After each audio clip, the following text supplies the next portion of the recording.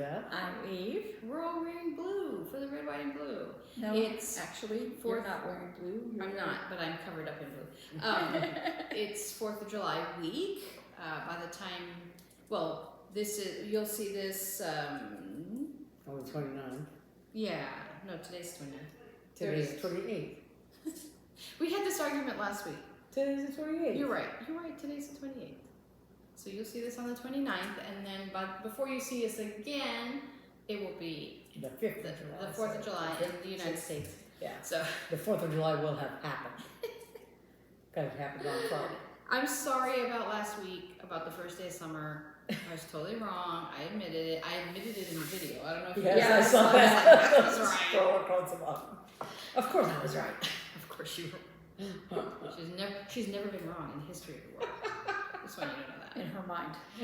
So I have to take off my blue outfit because it's 100 and something. it's 100 and degrees. something outside, and this is a sweater. But I will talk about this later. Last thing I saw was 101. So anyway, Eve is going first. Yes. So, I'm sorry. I realized I didn't take out the picture for this. I am working on Winter Reindeer by Dirty Annie Southern Style, and I am closing in on a finish. I hope to finish it before the end of the month. Which is a couple days from now. Which will be Monday, yeah. Right. I hope to. And I'm gonna put this needle in my project before it disappears, because I'm very good at losing needles.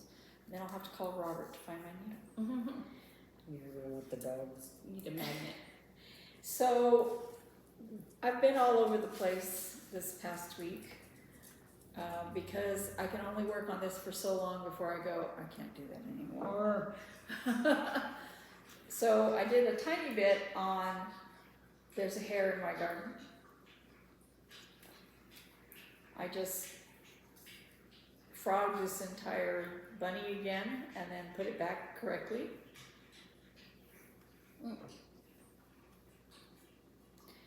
Not a lot, I didn't put the whole bunny in. I just worked on it for a little while. I just wanted to give my brain a break from doing the same project. I'm just not really good at doing the same project all the time.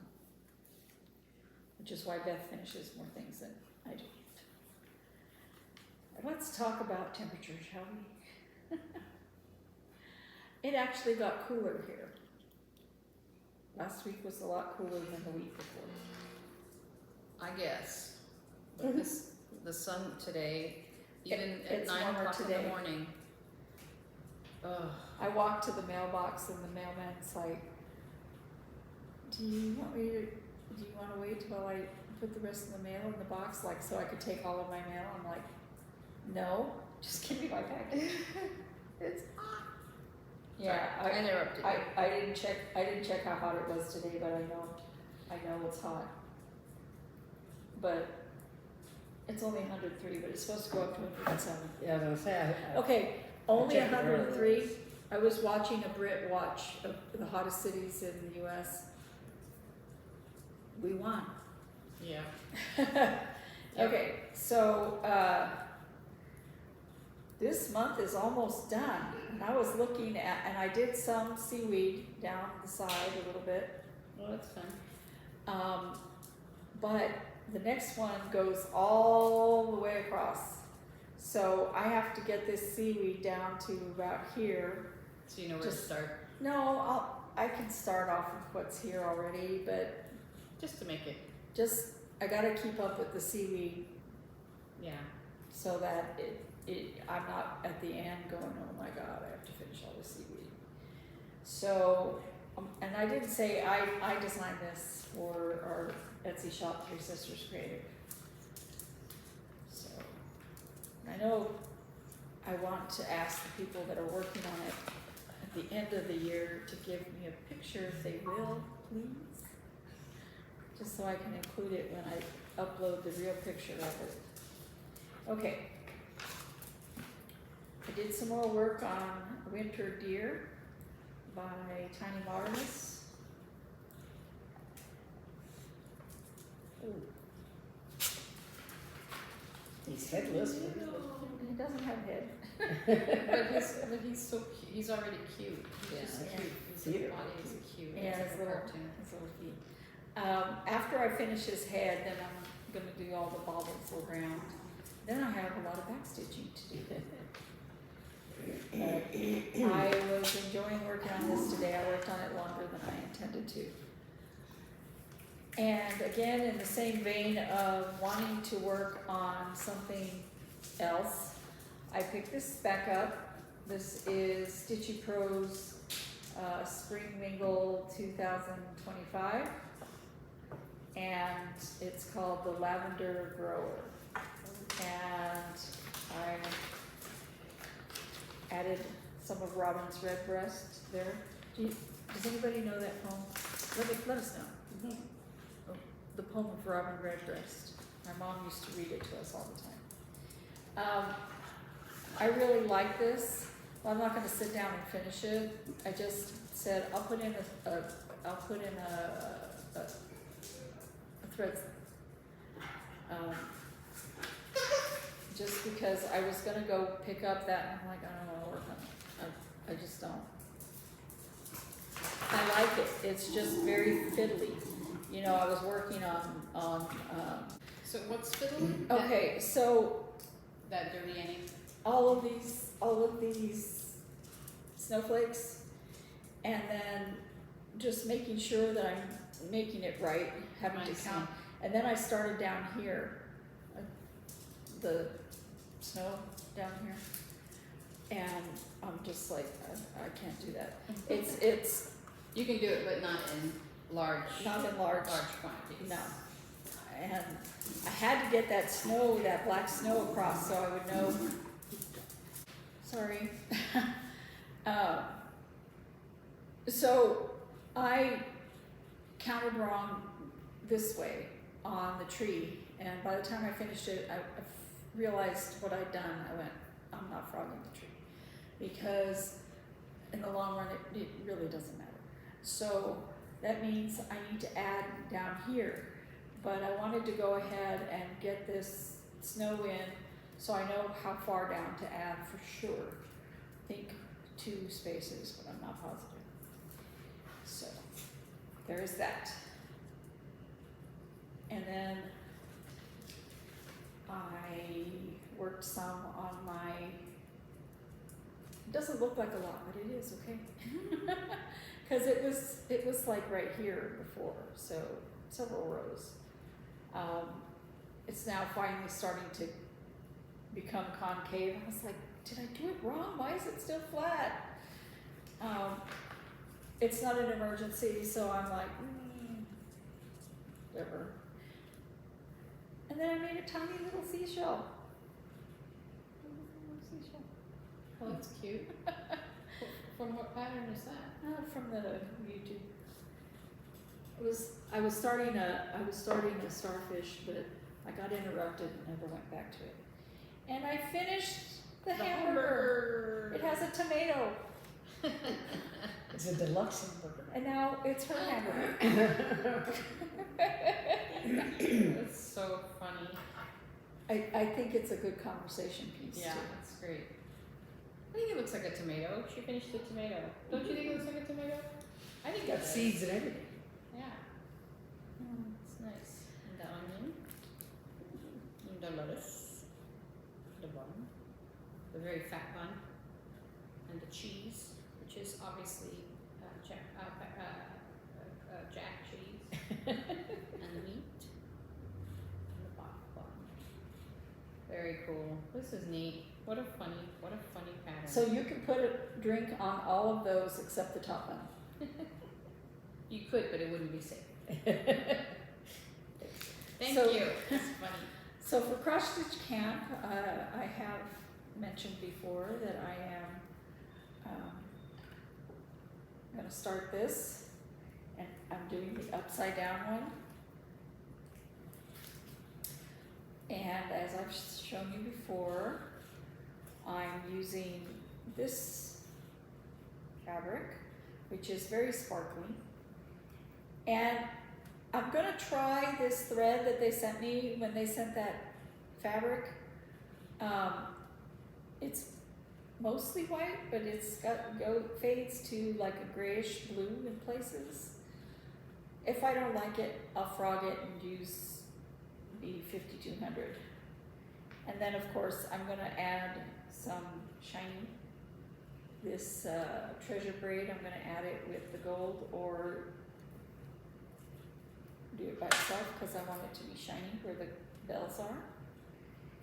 And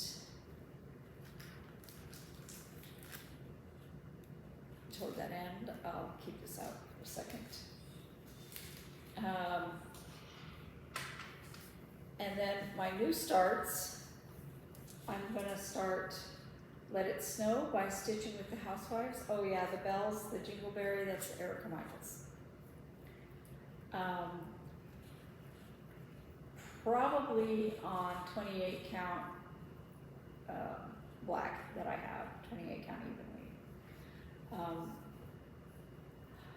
I might decide to start it on Ada instead, but I would have to purchase the Ada. So I'm debating. Now, the other one that was called, those are on WIP-GO. That's my new starts are on WIP-GO. The other one that was called is OMG, they got me a whole tree. I love this Favorite pattern, cat's it's box. so cute. Well, I had done Felice Naughty Dog with this fabric. This is 14 count Ada in the color Spa. You have those buttons for that tree? Oh, neat. Yeah, it comes with the buttons. Yeah, Spa. But I didn't have any of the threads except I had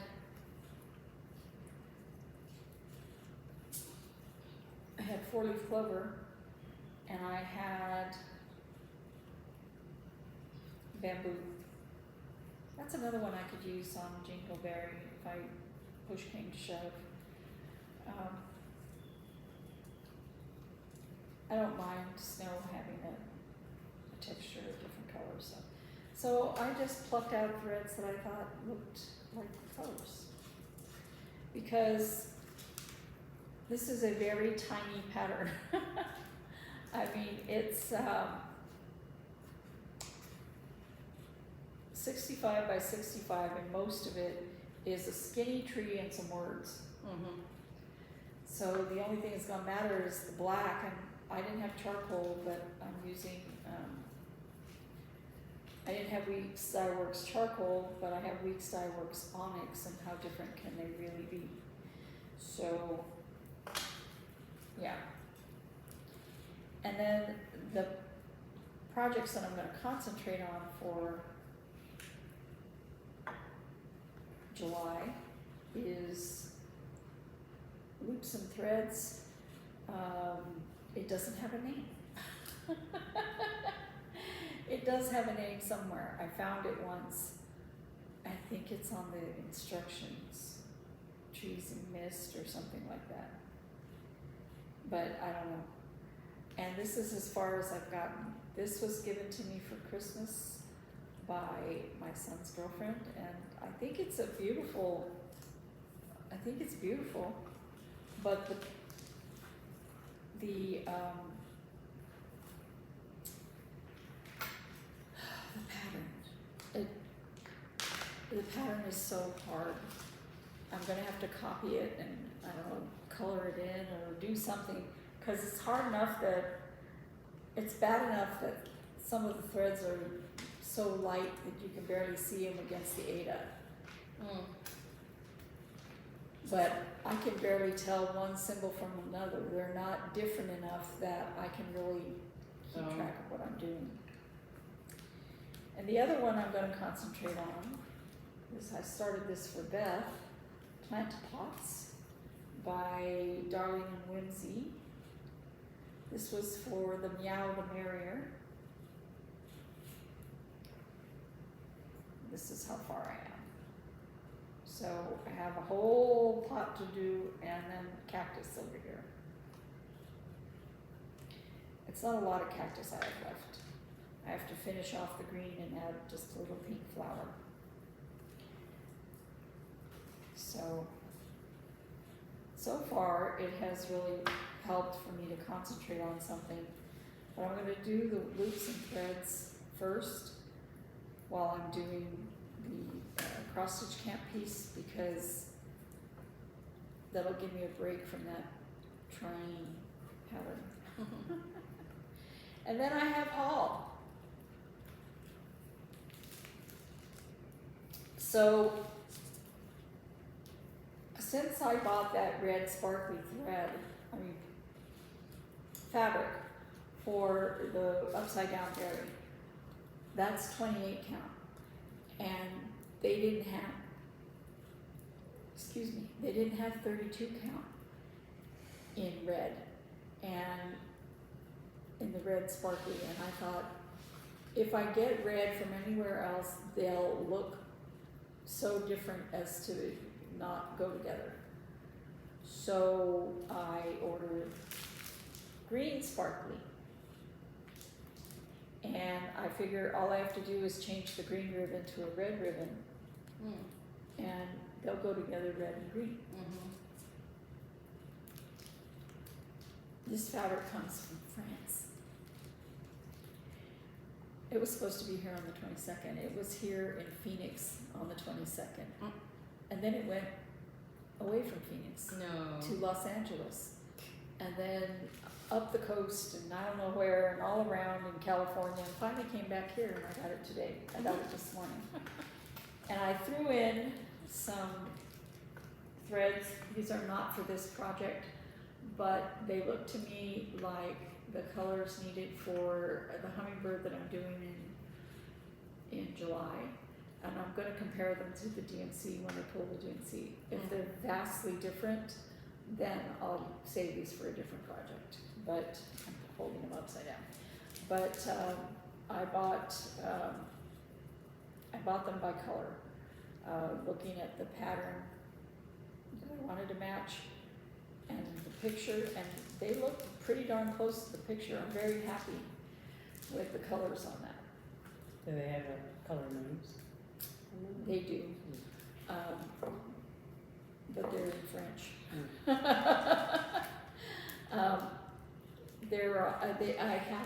probably threw it away. They're on the receipt. They might be on these things. I think one is emerald and one is ruby, but in French.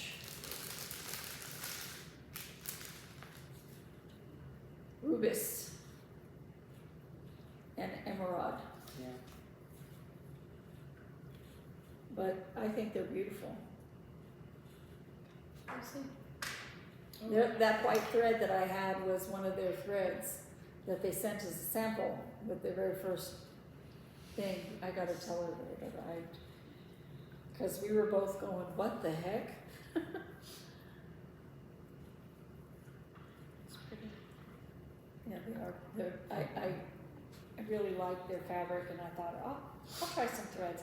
I ordered this, I want to say at the very beginning of June.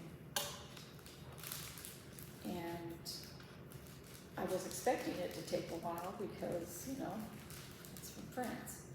I wasn't expecting it to go to California. Anyway, that's me. Should I go second? Yeah. I'm gonna stop you in place. So, since you all are sick to death of this sweater, I decided to try to finish it. So this, hang on, let me fix my needles so they don't fly all over the place. This is the 3 rectangles, 2 triangles sweater by Stacy Perry. And I have gotten to a point where I finished the panels and I sewed it together. I was wearing it at the beginning. I sewed it just at the shoulders. You can see the seams right here. Pretty good mattress stitch, if I do say so myself. And you it said to leave a 6-inch opening, so what I did was I folded the back piece in half and marked the center, and then measured out 3 inches from that center and put markers here, if you can see. And then when I was sewing, you sew from the shoulder, I sewed to that marker. And that way, this is the front panel, and it leaves a little bit of a collar. So, and the same, of course, on the other side. So, I'll just really quickly put it on. And so, when you put it on, this overlaps across your neck here. And you can put like a shawl pin to keep it closed, or just wear it open, either way. You can just, wear it with like a little lapel or whatever. And it's just an open cardigan. And then it's a drop shoulder, so the shoulder comes down, the shoulder seam's about here. And so now I'm working on the sleeves. And it's a decent length.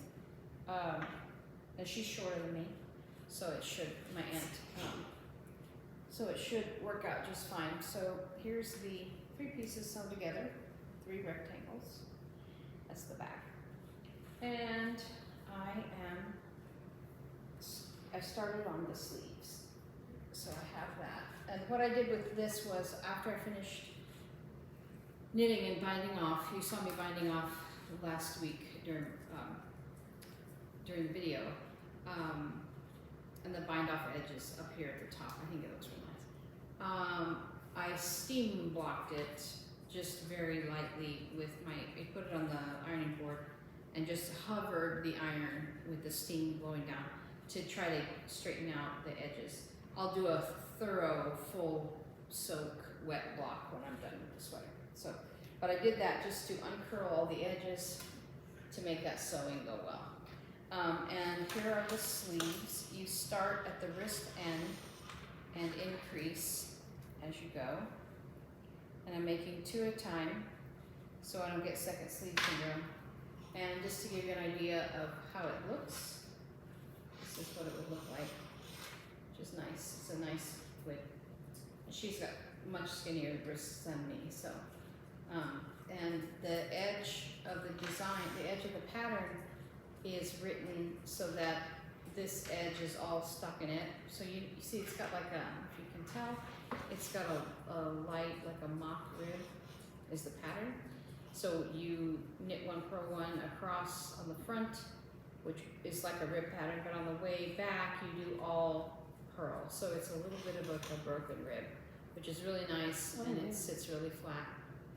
I'll put a close-up of the knit pattern, so I don't know if you've been able to see it all this time. And because of that, not on the body of the sweater, but on the sleeves, and I'm curious about why not on the bottom. It's kind of that way on the body of the sweater, but it's very intentional. On the sleeves, the last 2 stitches all the way are stockinette, which means on the front side they're all knit stitches. There's no purls on these first 2 stitches. What I like about the way Stacy writes patterns is very beginner friendly. That's her whole thing, is she wants to be beginner friendly. So she doesn't tell you increase every 2 rows until it measures blah blah blah. The 2 rectangles were just knit in this pattern first, the front row, the front side row and the back side row, they alternate them until it's X number of inches. So that's very simple. But with increases, she does not like doing that, like increase every 4 rows, which means you have to do complicated knitting math in your head of keeping a marker, like, okay, in how many rows was my last increase? And if you forget or you lose track, you have to go down, okay, there's an increase, how many rows has it been? And I've done plenty of patterns that way. It's doable, and Knit Companion, which is the app I use on my iPad, can do that. You can have a marker that changes. So you have one marker that's your row marker, and you click, click, click, click, and every time there's 4 of those, you get another marker advances. So you can program it that way. but her patterns are basically, gives you basically row by row instructions. Now so I have to knit like 85 rows for these sleeves, but it doesn't list out 85 rows, but it's like rows, it gives you the first 4, which is an increase row, a purl row, a straight row, and a purl row. And then 5 through 8 are an increase row, a purl row, an increase row, and a purl row, but they're a little bit different. So you have those 2 sets of 4. And then it gives you row 9 through 12. Work as rows 1 through 4. So you can, it's just so much easier to keep track of. And with Knit Companion, I don't know if you can see, but I have my rows down here. Which set of rows I'm working on is down here. And Knit Companion has this, I don't know if you can see it. You're not going to steal anything if I show you this because it's not the whole pattern, but it has you see that highlighter bar? It's got a highlight bar that you can move. So I can move row 1, since I'm working, right now I'm working work as for rows 1 through 4. So I have my bar up here in rows 1 through 4, and then I'll have it down here in 5 through 8. So I keep track of what row I'm doing this way, and it's really nice. So it's very conducive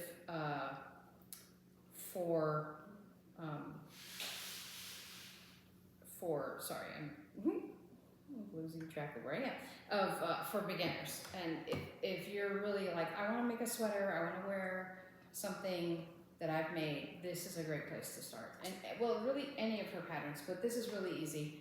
This is one that she recommends. You just knit the pieces, sew them together, and you have a sweater. It's no complicated, yoke knitting and all that kind of stuff. And the sewing is also very easy. You just sew those 2 shoulder seams.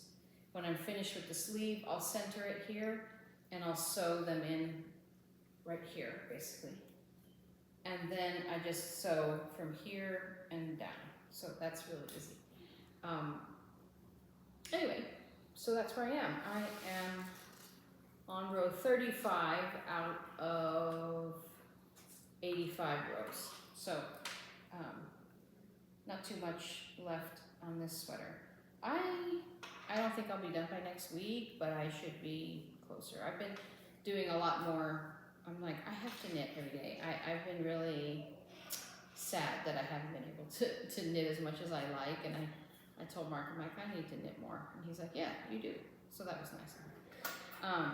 So anyway, that's all I've been doing this week. And I think I feel very good. I went home from here, I think it was Saturday night. I sewed this puppy together, and you see this yarn, but I wove in all the ends that had, like where I'd started new rows and everything. So all the ends are woven in, even the starting yarn, the starting ends. So the only ends I have to sew in are the ones right here at the collar. I left those loose just because I wanted to make sure everything was fine before I secured those. But that feels accomplished because there's nothing worse than you're done with a sweater and now you have to do all the ends. I hate that. So I actually sew in ends kind of at different stopping points so I don't overwhelm myself, similar to Backstitching. yeah.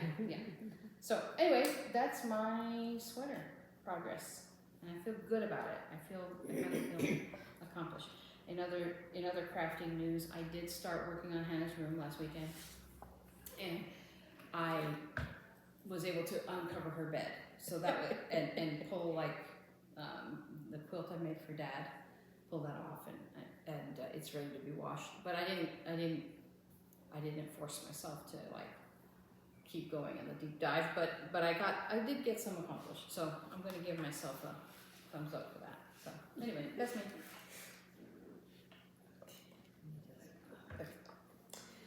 So I have finished 2 goals met, and I had to finish last week. I finished the bell pull. That was one of my WIP-GO finishes. This it was a start and a finish, and so is this a start and a finish, a SAF as people say, a start and a finish. I just have a start and There's start a and gnome. start and start. There's a gnome in my way. Well,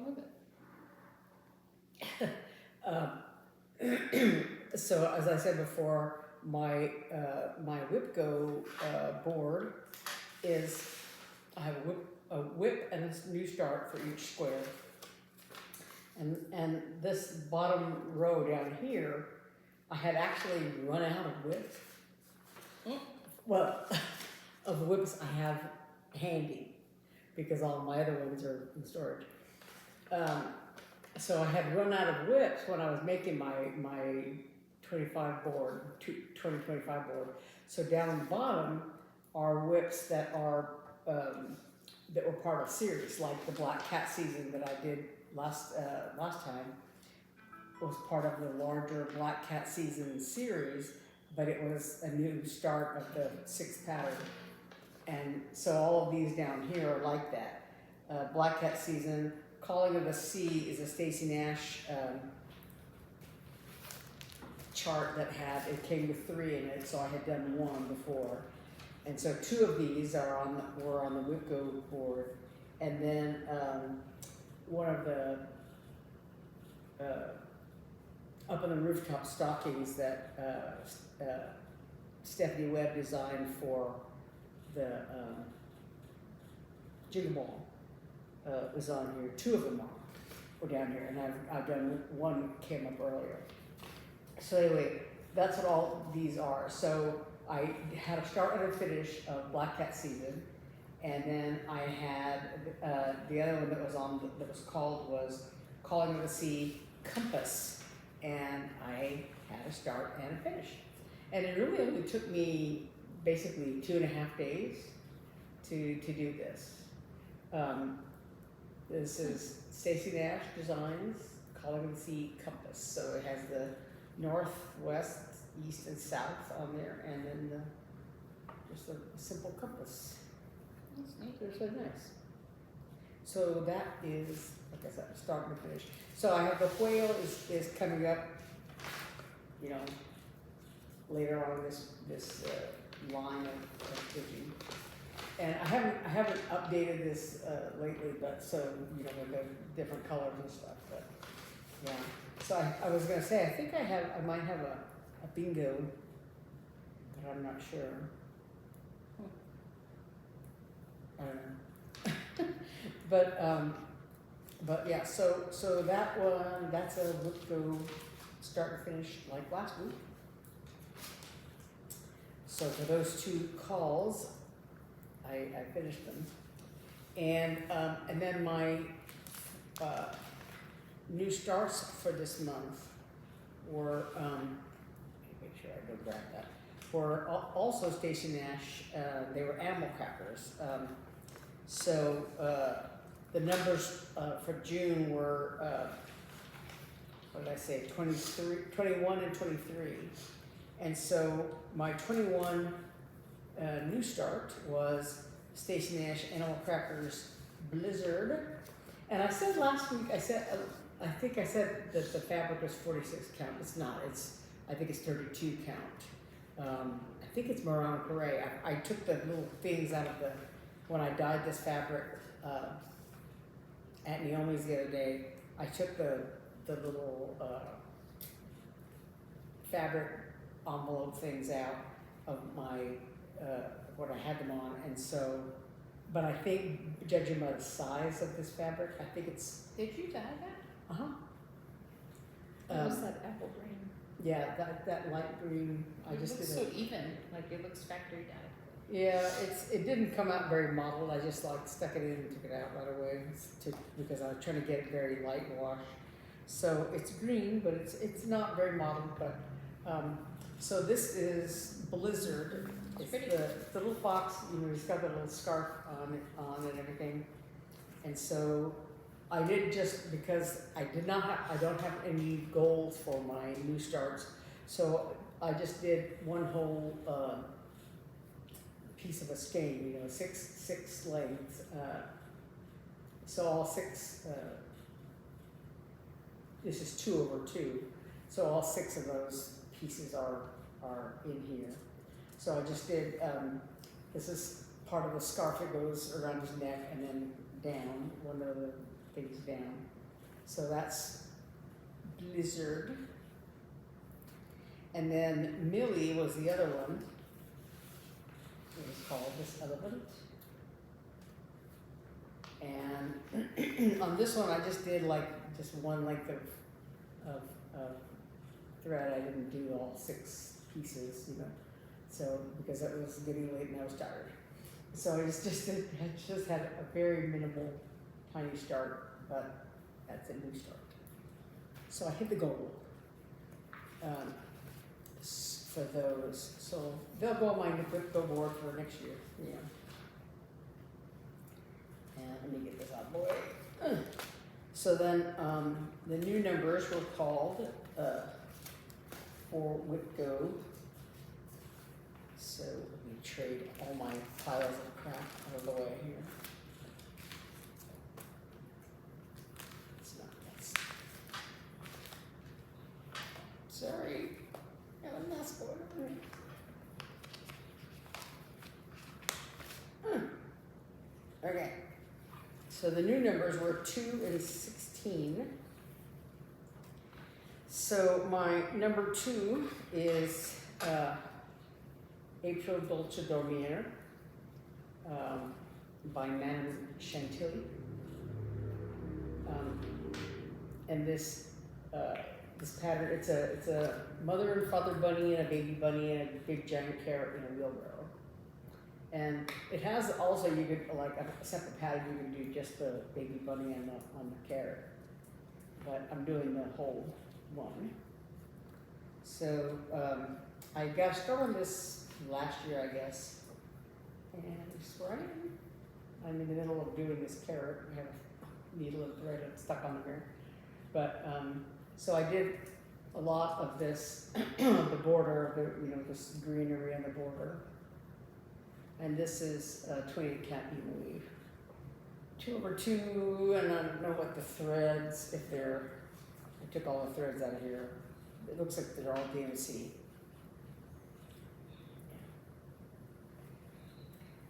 Excuse me, I just took out the pattern and the fabric out of my project bag, so I don't know what's in there and what's not in there. But anyway, so yeah, I had So you haven't worked on it yet, that's for July? No, this is for July, I haven't worked on it yet.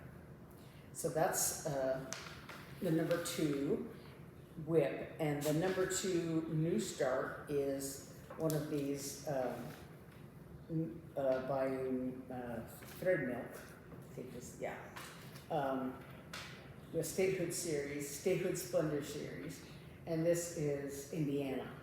So I rather than buying all of them, I purchased only the ones for the states that I've lived in. So there's New Mexico, Arizona, Indiana, and Arkansas. So I was in Indiana for 2 years for graduate school, so that's why I chose this one. You should do it the colors of the school rather than That is the colors. of the Almost school, is. yeah. This apple fritter is the color that's called for Classic Color Works, I think.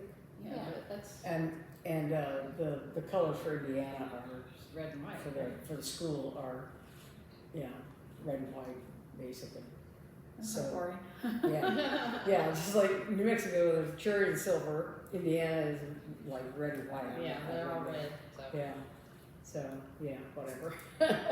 So anyway, Boring. so they're all. I think they're all. Almost all of these patterns are one color. I think the Arkansas one is 2 different colors, and the New Mexico one is Aztec red, and there's a little bit of black, a teeny weeny, like 3 stitches or whatever, of black, because there's a chili pepper, I think, and it's the thing at the top of the chili pepper, something like that. But anyway, so What's the design on it? it's just that it's the certain things, the year that they joined the union, the number of the state, I think, the number of when they joined the union, and then like certain things that they're that they're known for, or something like that. And Does there's a little Arizona's bit, have the 5 C's? huh? Does Arizona's have the 5 C's? I don't remember. Copper, remember. citrus, what was it? Copper? Cattle. Yeah, I don't know. Copper's the only Copper, one I remember. citrus, cattle. I don't know from teaching, from helping teaching in class. I think there's something in here about the state, I think. Climate, that's another one. I'm trying to remember. Sorry, anyway. So these are all 50 by 50 size. So and it's like I said, a lot of it is is negative space, you know. So it should be easy to. I may have another start finish. I haven't looked at fabric, and I don't remember whether I bought this thread or not. So I know I bought the Aztec red for the New Mexico one, but this one I don't remember because I might have had to order this one at the time. Anyway, so that's my new start for that number. And then number 16 is another one of my Year in the Woods series. This is number 10, The Little Brown Bat. I thought you And had started all of those. huh? I thought you had started all of those. I did. This is That's WIP. the WIP. Yeah. Yeah. So this is the Little Brown Bat.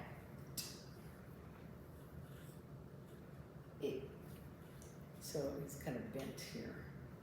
So I did get the cabin and a couple of leaves down here and part of the bat. Last time I worked on it, the outline of his wings and a lot of his body. But I'm hoping to get more done this time.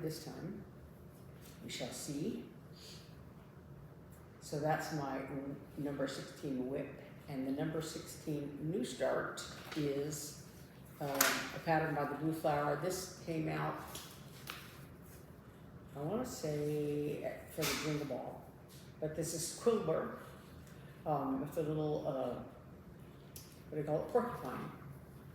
And I think she said that she had gone to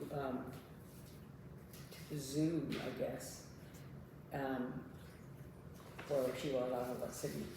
And they had a porcupine that was like, their, animal ambassador kind of thing, where you can see it or whatever. And I think that she said that they had a rule like, you're not supposed to touch them or, And she goes, it was all I could do, because he was like eating something, a snack, a carrot or something, and he dropped it. She goes, it was all I could do to not give it back to him. But so she designed this little porcupine, and he's got like straight stitches for all his little quills. Wasn't And he's holding a little nutcracker. Wasn't it a donation thing too? I mean, I think that for the purchase of this, she donated the proceeds to the animal rescue. I think it might say on here the instructions, but there's a little close-up of the nutcracker here. And it is 33 by 44. It's very tiny. And I haven't picked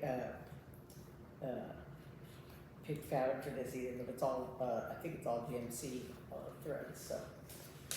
So that is my new start for number 16.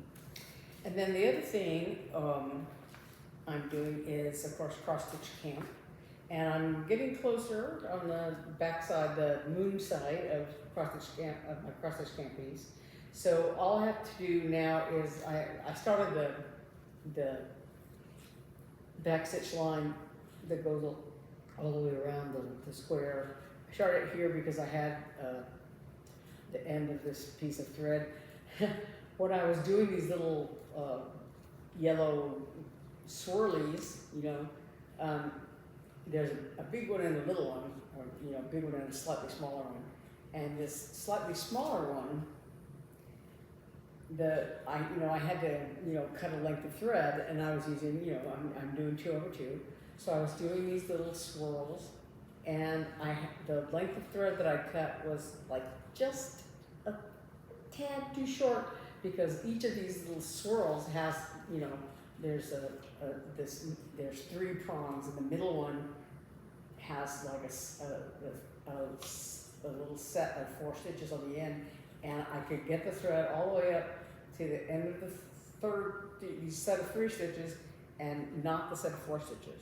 So since I had, cut this length of thread, I went ahead and did all 4 of the small swirls, and then with another piece of thread, I went and did 4 stitches here, 4 stitches here, 4 stitches all the way around to finish that off. And so I had the length of thread left from doing the sets of 4, so I did this little back stitch line here. And then I have another, length of thread to do a little bit more, and then I'll cut another length to finish it. But in the meantime, I started on the white. There's some white in the eyes, in each of the eyes of each of the moons and in the big moon. And so my white is the next thing I'm going to do. So there's white stars and little individual pixel stars, I guess, around the stars and swirls. So I'm going to do white. That is my next step. And then I have all of the eyes on all the moons are a combination of white and $37.99. So that's my. Do you think you're gonna get done? This is June, right? Yeah. You're doing them. So because if I work on it today, I can. Well, she's finished all of her new starts, and Yeah. I mean, she worked a long time on that compass. Yeah. The compass I just did in like 2.5 days. No, But no, like, I'm just yeah, saying. so I interrupted myself because I was working on this, and I just, What I'm saying is that 2.5 days you didn't work on that. Yeah. So I interrupted myself on Sunday. I did the 2 new starts for the 2 Stacey Nash things, and then Sunday night or Monday morning I started on a compass and finished it by Wednesday morning, Yeah. and then I went back to working on this. I'm just saying, you have to supposedly, so you don't avoid a call from the cross stitch police. You're supposed to finish that by the 30th. Monday. Okay. Yeah, by Monday. So I'm hoping that I can finish this, this weekend and maybe Monday at the latest. So, because like I said, all I have left to do is all the white, the whites of the eyes, and then a little bit of black around for each eye, and then it's all white stars and stuff, and then the backstitch line across around the circle. And actually, if I can just pause and finish the backstitch line around it, then I can concentrate on the stuff in the middle. So we'll see. But anyway, I'm very, very close to finishing that. And I have already finished the sun side of this discording pattern. So that's my cross stitch camp piece for June. Stitch something that shows whether you're a day or a night stitcher, which was what our question of the week was. We both will get to. And then for July is Stitch something by your favorite designer. And so this is by Tracy Horner of Ink Circles, which is one of my favorite designers. My favorite designer is whoever I'm working on now. But so this is Forget-Me-Nots, which is an elephant with some forget-me-not flowers. And so on this one, I dyed fabric again. This is 28 count even weave. And this is part of the Night Garden palette series. Excuse me. So I have, I'm going to be doing it on this green fabric. And I have the the night garden palette threads. I don't have these on a, I wanna get I have some connector things, but, so these are the 4 colors from that palette, night garden palette. I bought these little Eiffel Tower They didn't come on. thread. No, they came in this packet. But so, I mean, the little Eiffel Towers, didn't they did, but there was a whole bunch of them, and I don't need all of them. I just need 4 of them. But I have like those cable, screw together cable things on these. But anyway, so these are the 4 colors of that palette. And I'll be doing this forget-me-not pattern. And also, while I was at it, I bought some scissors. They're really cute. More scissors? Let me see. Oh, I saw them. Oh my gosh, what do you need these little scissors? Because they're little tiny stork scissors. Oh my gosh. And they're purple. So yeah, I bought this little pair of scissors when I was buying my you? one. If it's easy to open, What are these? they're thread drops. Oh, how funny. I didn't even register them or something. I just didn't have I gave her a ring. I have Why don't you have those hooked to anything? I have a cable tie thing. I just didn't. Oh, grab when you it. grab it, you can give that back to me. That's my little, I think a viewer sent that to us in a package with other things. Oh, yeah. And I have all of my crochet stuff and Oh, okay. markers and pencils and. There you go. Nice. Yeah. So anyway, this is my Just floating around. my July cross stitch camp piece. Sorry, let me stick this in there before I lose it. But so that is my July stuff, and I think that's it. Okay. That means it's time for question of the week. Last week we asked you what time of day do you work on your crafts, and we got varied answers. We have some It's all right, we'll get it later. morning stitchers. What did you draw? My pattern. I don't even know what it is. We got some who do both morning and night, just like you, Beth, or early morning piece.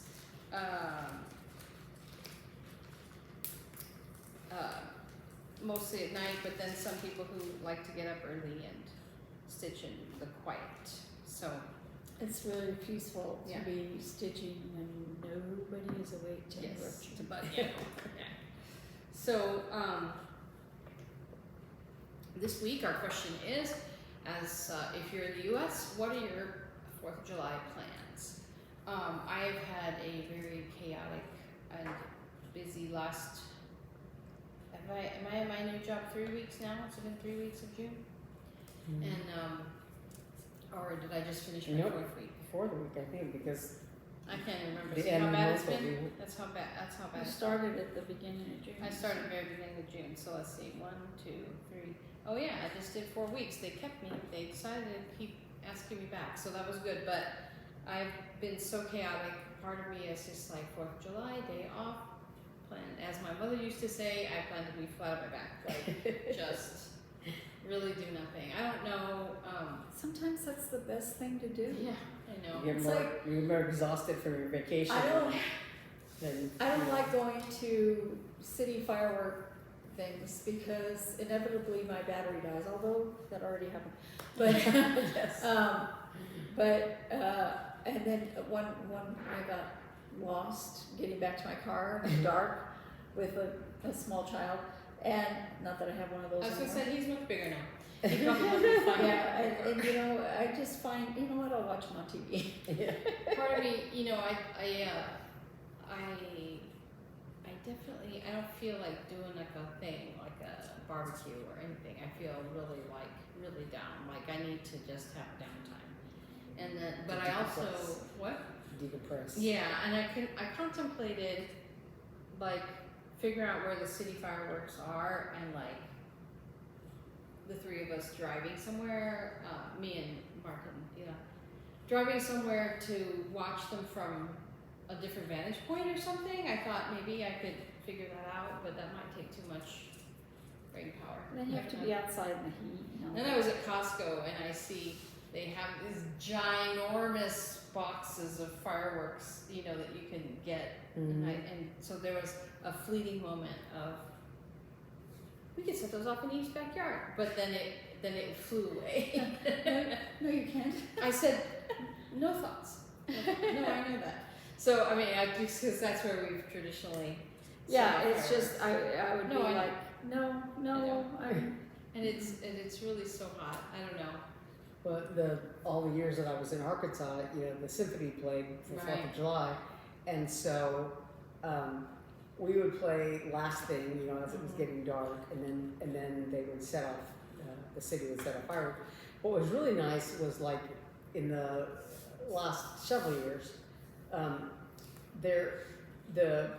in Little Rock there are all these bridges across the river. The Arkansas River cuts right through town, and so there are various bridges, and there's like a couple of them are old train bridges and with the section that goes up and down, and so they've made those into like pedestrian bridges, and then there's one that you drive across, and you know, blah blah blah.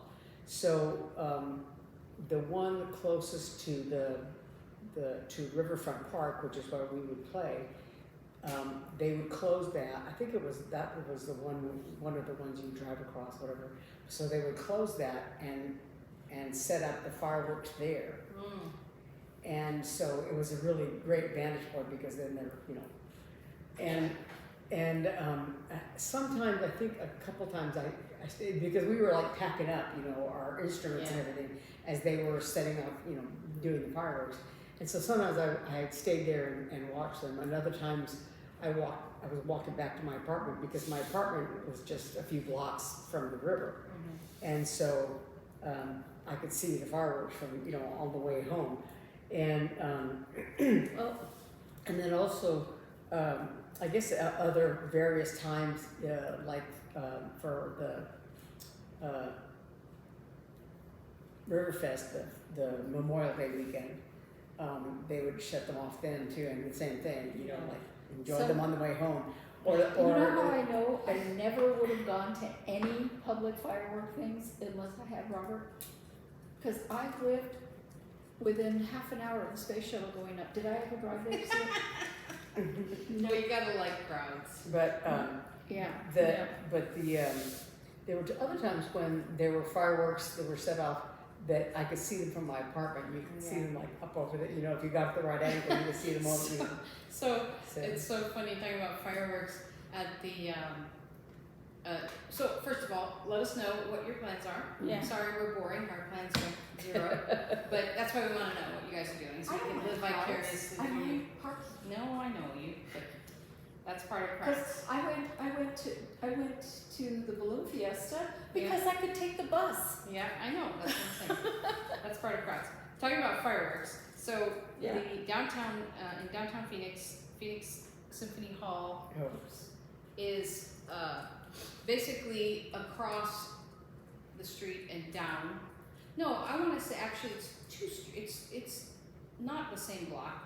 It's so there's Symphony Hall's on Washington, and then you go to Jefferson. So it's not across the street, but it's another Close. block. It's very close. Jefferson, and then down the street a little bit is the baseball stadium. So there, towards the end of our season, is the beginning of the baseball season. So, and often when the games were over, they set off fireworks.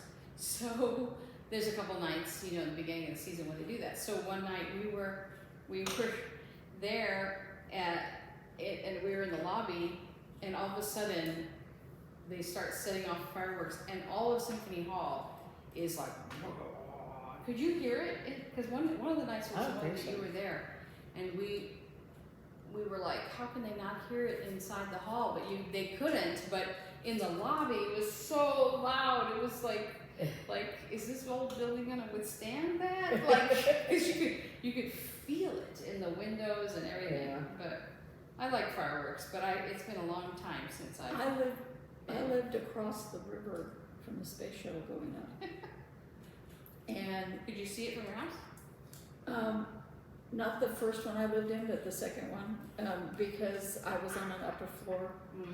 I could see it once it went up above the trees. Yeah. And so you see it, and then you start feeling it. Yeah. And the whole world is vibrating. And the windows are going. I think I was there once that it went up. Yeah, but we didn't go look at it. It was a night launch. Yeah, it was, I bought you a night launch picture. we were, it was, in your second apartment, that upstairs apartment. So funny story. I'm on my way here, and I had gone to get the sodas and realized I forgot my patriotic gnomes. So I had to go home and get my patriotic gnomes. So then I'm coming down the street that leads out to the major road to come here. And as I'm traveling down, there's a guy on a scooter, an electric scooter. And he's got one hand on the steering, and the other hand I see is up like this. And as I'm passing him, okay, I'm gonna take my glasses off. As I'm passing him, what I see is this. Now, I don't know if he can see the road right here, but okay, so he's... Because of the sun or what? I don't know! But, so he's driving like this, and part of me wanted to open the window and say, they invented something called a hat that shades your eyes. So, because I'm thinking that he's looking down, like, because how could you... I mean, he can't be like this, but he looks like this. Well, you would think that's the way Beth was driving. But okay, so we're both going toward the major road of Chandler Boulevard. Oh my gosh. And so I stop, and by the time he gets to my car again, he has both hands on the steering wheel. And I was like, okay, maybe he was just goofing around, you know? He's on a little side street. You know, you just go around. So then he doesn't really stop. He just trusts that no one is, because the traffic goes. He just trusts no one is actually in the bike lane, and he just goes whoop around the corner. And I'm like, well, you're trusting.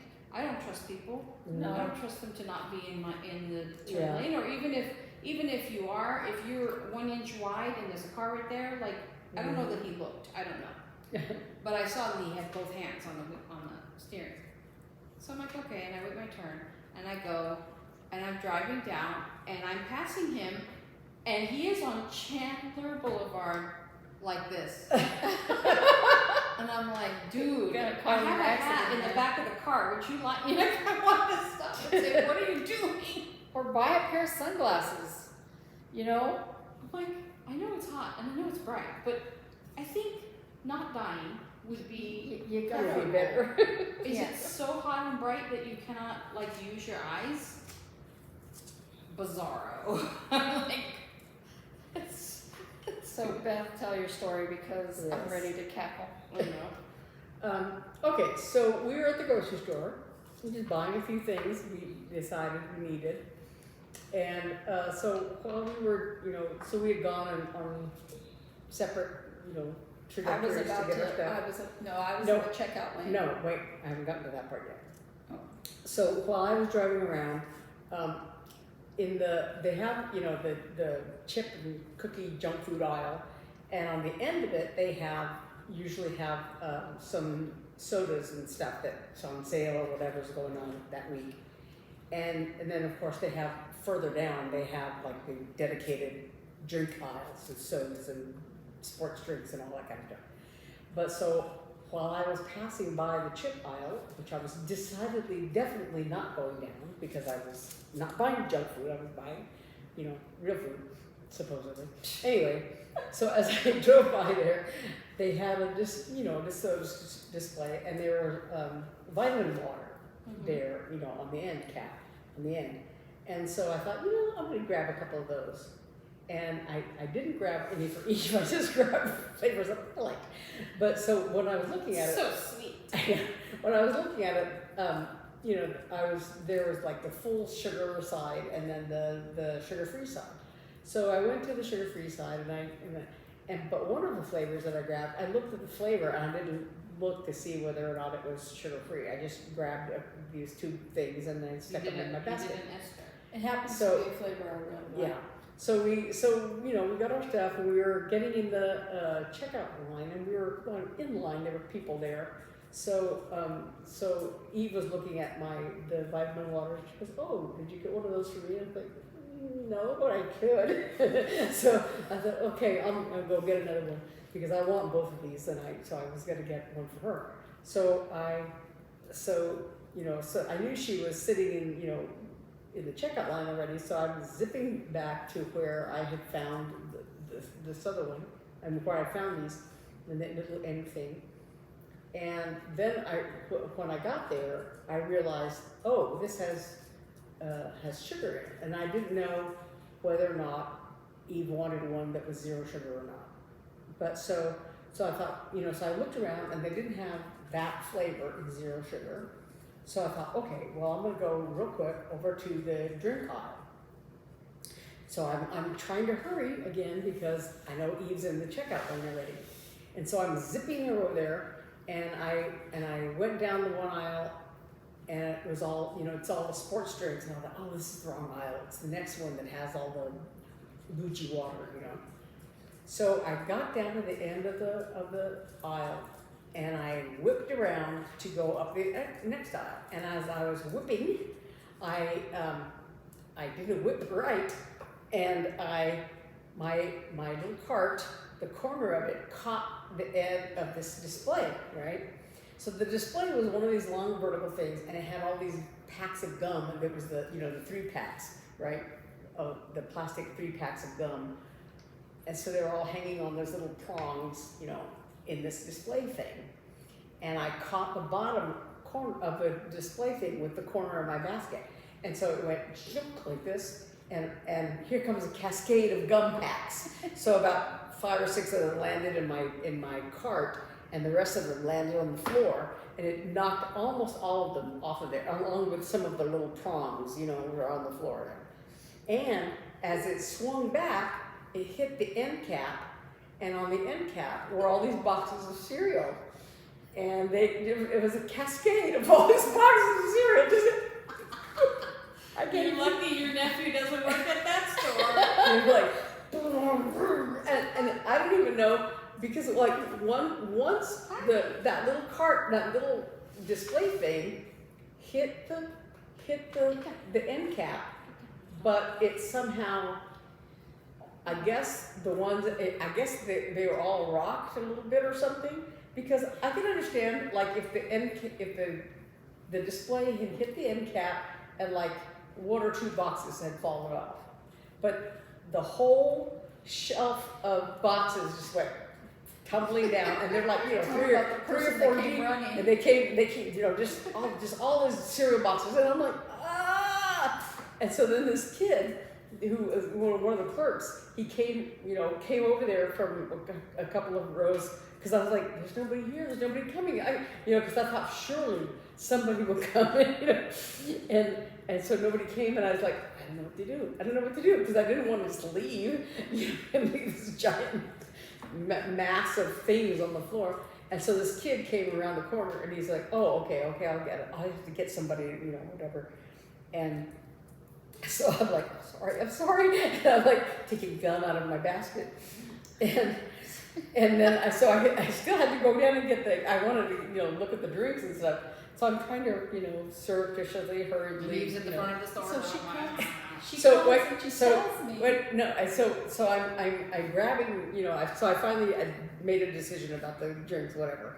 And so I, turned myself around and. Carefully. Yeah. And this, well, and I can make it a nice, 360-degree turn in aisle because I've driven these little cars all the time now, so I'm used to it. But somehow I didn't do that when I turned that down. But so then, as I was coming, I came back around the end of the aisle, and it was the end, that I had made a big mess, and the kid hadn't come back yet to clean it up, to start cleaning it up, and there's a couple standing there, and they're looking at this mess I made. They're like, should we call something? They're like looking at it like, this isn't right. So they wanted to do something, and they're like stunned and silent. And I'm like, he's coming to clean it up, I promise. And so I went to go find Eve because I thought. So she comes and she starts telling me about it, and I'm in line. This guy is in front of us, and she's telling me, and I went, I can't take you anywhere. And the guy in front, he starts laughing, making jokes about it. And I'm like, it's like, the things you see in the movies all the time where the person takes an orange and the pyramid of oranges falls on Yes. It's exactly it like was that. so funny because it was just, Beth is like, It was so. I knocked down into space. It's so extreme. I have never, you expect to kind of I've like, turned things and went, bam, yeah, or like, but I've never knocked anything down. Well, oh my gosh. So I could understand knocking one or two things out, but it was you need to tell Eli that incredible. story because he comes home. So my son is now a stalker at the grocery store where he works. And he's always telling stories about things that he drops or knocks down, and like, because he's friends with the maintenance guy, so he's like, Joe, you gotta come help me. So, but yeah, it was like, you're lucky. It would have been funny if Eli walked around the corner and Which one is yeah, the one by my house. And so he, but you talking about you didn't want to just leave. Mm-hmm. Apparently there's a dog, a service animal, and I put that in quotes, not because I don't believe that, but because she does not have her dog behave like a service animal should. This dog just had Hershey squirt poops on the floor, and she walked away. And did not say anything to anyone. Didn't apologize, didn't try to clean it up, didn't call anybody. Yeah. So, I'm like, but they can't kick her out, They can't tell her, you can't come here anymore. So, No. so he gets really mad about Especially that kind of because stuff. she's calling it a service dog. Right, exactly. Sorry for the gross reference, but that's what happens at grocery stores. Oh, no, there's worse things. Yeah. There are worse things. Oh yeah, I know. Any retail thing, especially those with carts. Yeah. We would go get carts and find dirty diapers sitting in them. Oh yeah. Just bad things. Yeah. But I couldn't, you did what? And she was all sheepish, It was, it was the most extreme thing. It was something I would not have believed if I had seen somebody else do it. If I had seen it in the movies, you kind of expect to see something ridiculously outrageous like that. But it was just like, especially when all the cereal boxes came, especially when the cereal boxes just came cascading, boom, Were boom, those boom. people mean to you? No, they were just looking at it like, what the heck happened here? One time, I have a picture somewhere in my archive of photos.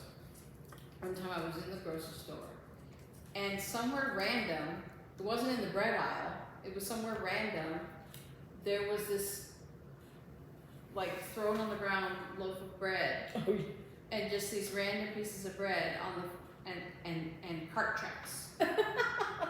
Like, just kill the bread. Right through the bread.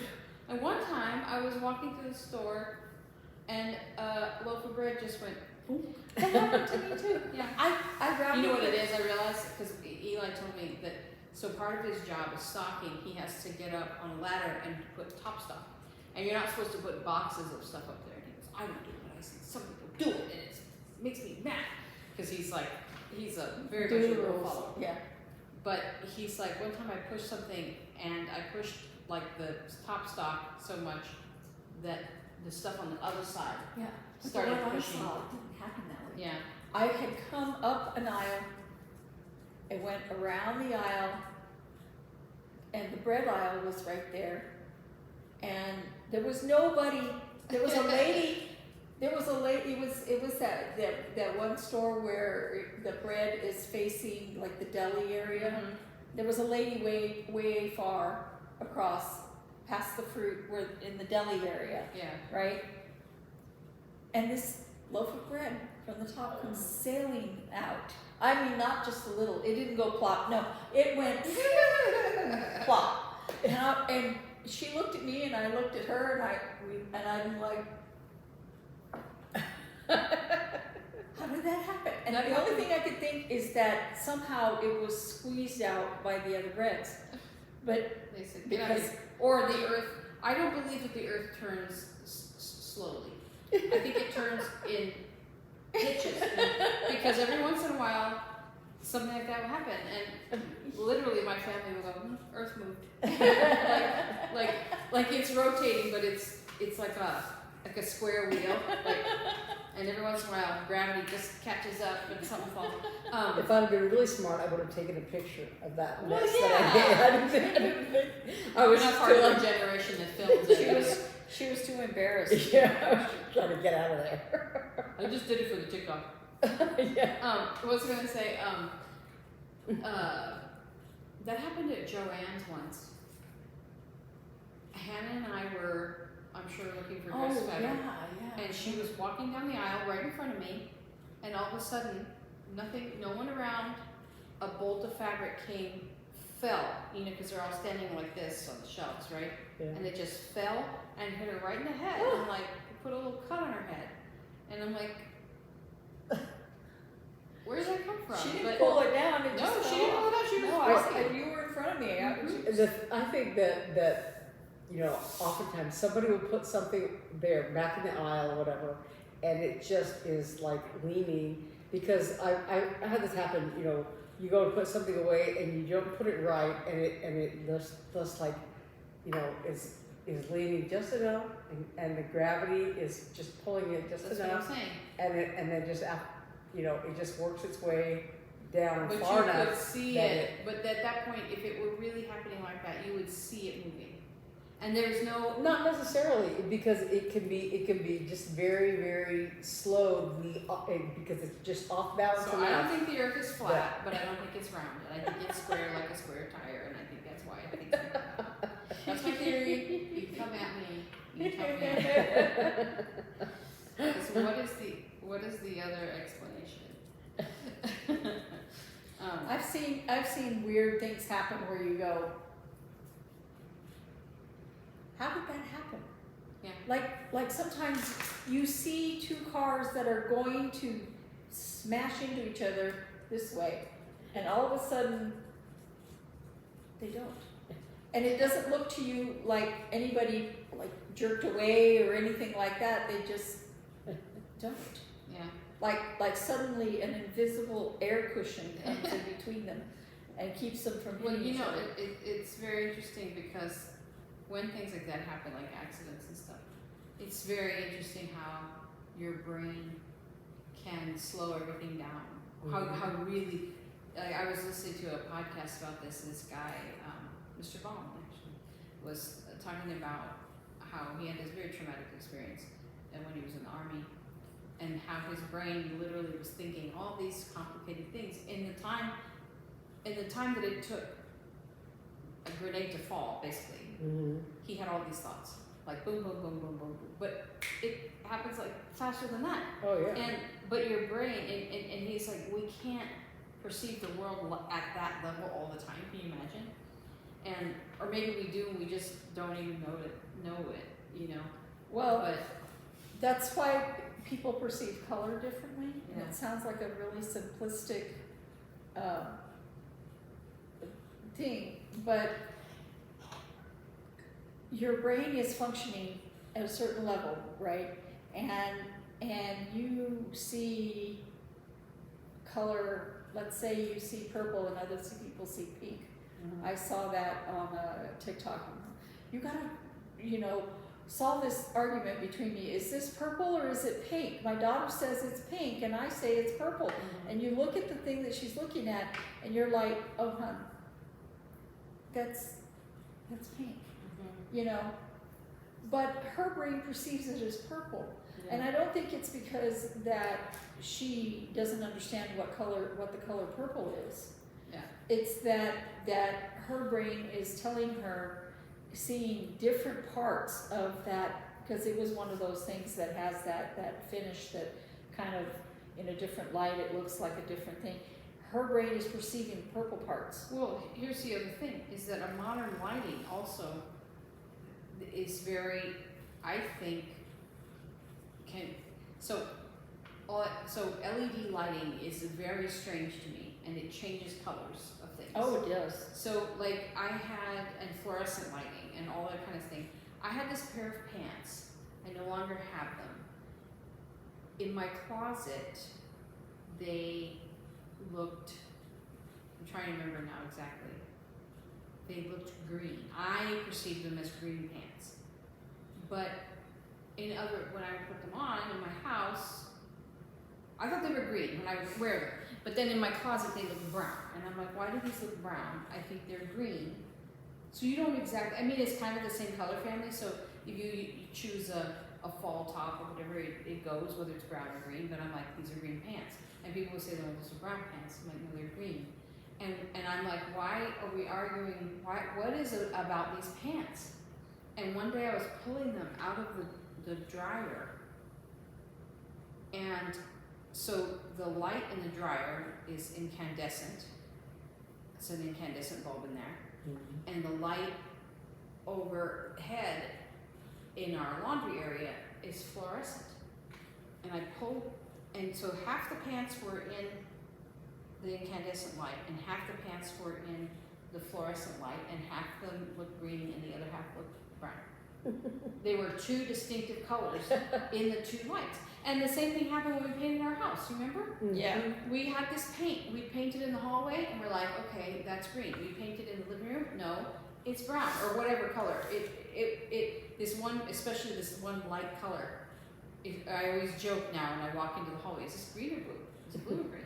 Because we painted it in the living room.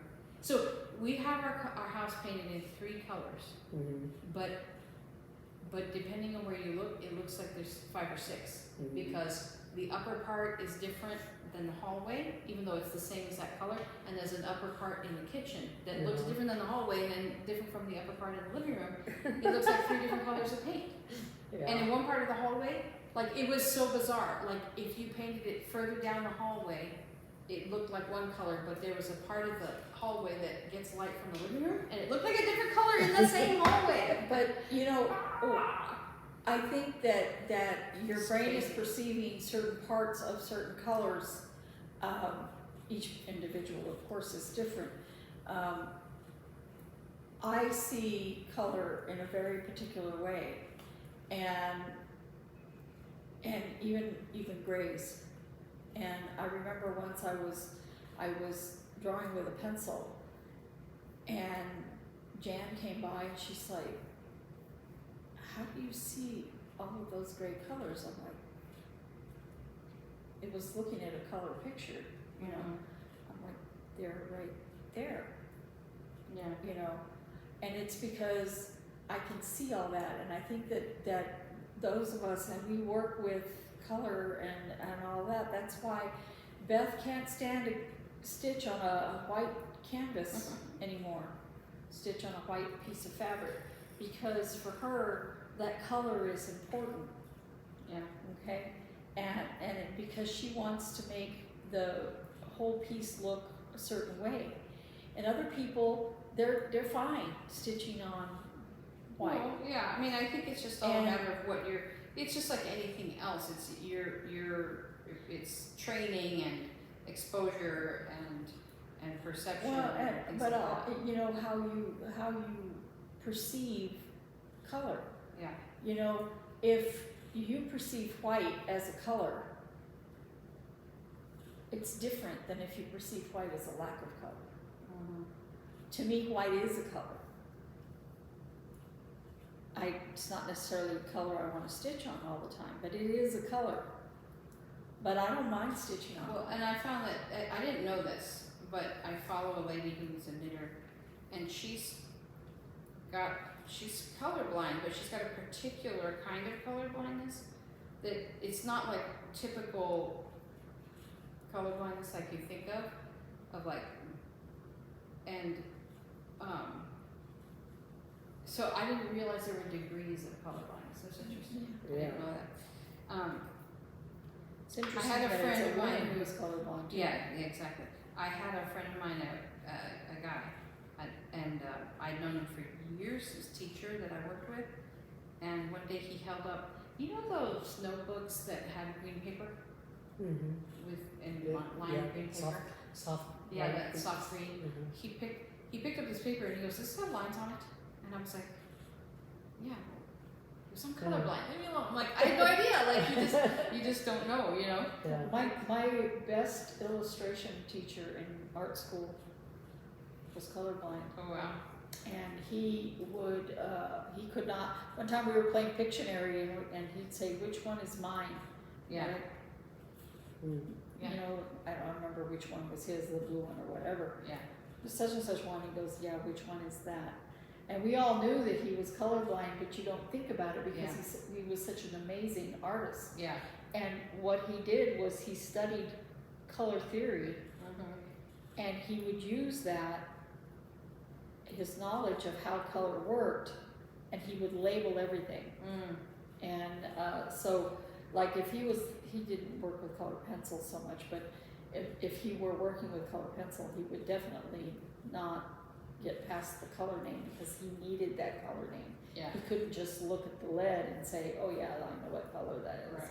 And he So interesting. produced this amazing art, and he couldn't see the color in it. Yeah. Okay, but of course his paintings had a lot of depth because of the way he did things. So yeah, just One it's time, fascinating. when I played in the symphony in Little Rock, we had to wear black, black and black and black and black, right? No white trim, no anything, But so for a little more casual kind of performances, I had a black knit top. Blacks are hard to match. Yeah, a black top and black It's because pants, of but I also had this same shirt in blue, right? Because when I bought them at Lane Bryant or wherever, I bought, I think I bought maybe three colors of the same shirt, right? So I had this black one and I had a navy blue one, and I had in my closet, I had all my blacks, in one area, because usually I would try to not wear them because I saved them for performances, right? All my black shirts, all my black pants, all my black skirts, whatever. And then everything else was elsewhere in my closet. But one time, we had a side-by-side concert. So we had all the youth symphony programs. There was a couple of string orchestras, and then the main youth orchestra, and then we performed a side by side with the main youth orchestra kids. So I had gone. So we didn't have to be there until later, because all the kids were playing first. But I had gone a little early because I wanted to hear. I had a couple of students, that were playing in a couple of these orchestras. So I had gotten dressed, and I lived, fortunately, like maybe 7 blocks from the performance hall. But so I had gotten dressed and got down there early, and I Good thing you were when I was early. getting dressed. I thought, gosh, this, you know, this. When I was in the hall, there's a staircase up to the stage, and right before the staircase, you know, there's all the dressing rooms, right, and then the staircase is up this stage, and right at the foot of this one staircase is a mirror, and I looked at, you know, I was checking my outfit in the mirror, and I thought, gosh, this shirt's getting faded. I guess I need to get a new one. And then I went, so to go up the stairs, then I was grabbing the railings as I went up the stairs, and there's a, you know, bright fluorescent light on the stairwell, and I'm like, this is a blue shirt, not a black shirt. And Okay. so, and That's you why know, you you need can to get, wash all your you black can get- stuff at the same time. you can get docked for that, for Right. not wearing, so I had to dash home. Fortunately, So- like I said, fortunately I live very close, so I had to dash home and change my I shirt. have now 2 pair of navy blue pants, and I took a Sharpie, and on the label I wrote an N. Because, and my closet, I can't tell the difference. So I have to do that. Okay, that's the blue one. Yeah, well, like I said, in my closet in my home, I Yeah. you know, couldn't see clearly enough that they were, you know, because I have to hold them up next to each other. I remember once Mom, she used to like to get, if she really liked a shoe, she would buy the same shoe in a different color. And she went to church with a blue And shoe one blue and and one black. one black shoe. Yeah. My It just colleague, doesn't matter. my symphony colleague, we were there on stage before, and she looked down and she noticed she had one blue shoe and one black shoe. Too late. Yeah. My iPad is dying, which is why I can't knit without it because I have to keep track. I guess I am on row 40, which means I have 45 more rows to go. Yay. Not bad. I have to tell you a story before we go. Well, you know my birthday's coming up. In my email, I just got an invitation to my 40th high school graduation reunion. I don't usually care about my age. I don't care about aging. I'm not one of those people that's like, oh my god, I'm getting old. But that made me a little mad. What do you mean? It's been 40 years. 40 years ago is what? Like, you know, I don't know, 1960. Like, I think 40 years. Oh, no, it's Yeah. like 1950s. That's 40 years ago. Yeah. No. Anyway, Well, I'm it's upset about it. so when I was really, you know, talking about that Jaws came out 50 years ago, I was like, I remember I was in college. I guess maybe it was after it had been out because I remember we went to see it, me and Eve and Jan and Mona, and I had thought that was when it came out, but I guess it had come out before that because 50 years ago I would have still been in college. I mean, in high school. Yeah. But I was also thinking about Star Wars, you know, that came out because I was a senior in high school Yeah. when Star Wars came out. Yeah. I mean, I was going into my senior year. It was the summer before my senior year because my friend Julia, she had an older brother, and so she went to all those things, you know, because he was into sci-fi and. Yeah. I just Whatever. can't believe it's been that long. But so That's she was very she had upsetting. seen it already, and so everybody was asking her, "What's it like?" Because all the commercials were, you know, about Yeah. Star Wars, and so we were asking her, "What is it like?" So yeah, that was 77. Oh my gosh, I was 10. Yeah, so anyway, I was a little upset by that email. I didn't open it. I just saw 40-year reunion, and I was like, Tom Romero, wherever you are, stop reminding me that we're old. Okay. Yeah. He's like the gung ho, like organizes reunions every time he goes back to Albuquerque. He's like, hey, let's get together, class of '85, and I'm like, come on, let's we've done it's too much. But anyway, of course. Yeah, So then because I saw his name in my email, and I was like, oh no. There was recently I guess it was a Facebook group or something, but it's like, you know, for alumni from SAL, but from my group, there's like they do a multi-year reunion thing of several years. Whoever's left. Yeah, but somebody had posted recently They've been doing it for They- a while now. Yeah. asking for pictures of I guess, herself and her brother, I think, or herself and maybe the guy she married, or, you know, something. 2 people from the class of '75, which was our first graduating class. And so, do I know these people? I was looking at that somebody had yearbook pictures, I guess, because she said, can somebody post pictures, if you have pictures from my yearbook or whatever, because I guess she had gotten rid of her yearbooks or something like that. And so somebody had posted these pictures, and I'm like, I don't know any of these people. Class of 77, I said, 75, there were like I knew a couple of people, like Shep. 75 wasn't the first graduating class. Maybe 76. 76. I don't know. I graduated in 77, Yeah. so I know. Yeah. Okay. Yeah. I was the second graduating class. Okay, now I don't feel so old. But it There was, we go. yeah. But yeah, I knew a couple Yeah. of people from that graduate Oh, you class. better go. Yeah. Yeah, well, I better go. My iPad died, and I gotta go get my son from work, so I'm gonna go.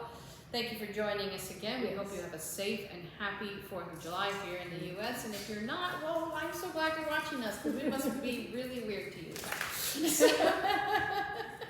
Let us know what you're doing, and join us again next week. Thanks so much. And Bye. That's our question of the week. Bye.